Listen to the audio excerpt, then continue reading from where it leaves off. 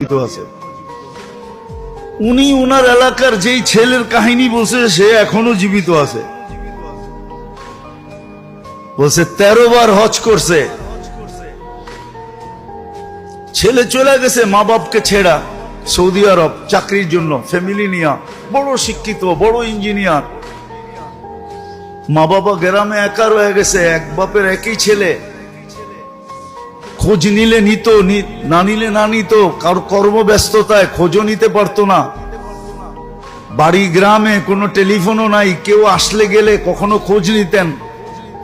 তো প্রতি বছর হজ করত, কিন্তু স্বপ্নে দেখতো হজ কবুল হয় নাই। 12 বার দেখছে, তারপরে এক আল্লাহওয়ালাকে জিজ্ঞাসা করছে, বলছে আমি প্রত্যেকবার হজের পরে এটা স্বপ্নে দেখি কেন? বলছে তোর মা বাবা আছে? বলে আছে তো বটে। বলে যাও মা বাবার লগে সম্পর্ক ঠিক করে আসো। তো ছেলে চলে আসছে,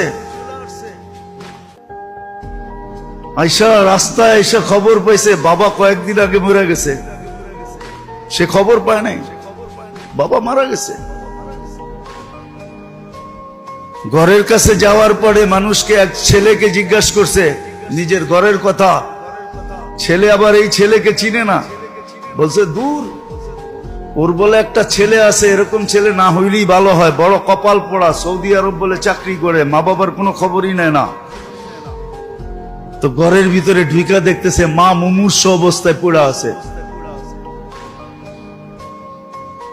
চোখে দেখে না, বিলকুল মুমূর্ষ, কিন্তু হাত দুটা উপরে উঠানো, কান পাইতা শুনতেছে মা কি দোয়া করতেছে। তো মা বলতেছে আল্লাহ, আমাকে, আমি মরে গেলে, আমার স্বামী তো মরে গেছে, আমি মরে গেলে আমাকে কবরে রামানের মতো আমার মহরম কেউ নাই। আল্লাহ তুই কমসে কম মৌতের আগে আমার ছেলেটাকে আমার কাছে পাঠায় দিস, যেন আমার মহরম হিসাবে আমার ছেলেটা আমাকে কবরে নামাইতে পারে।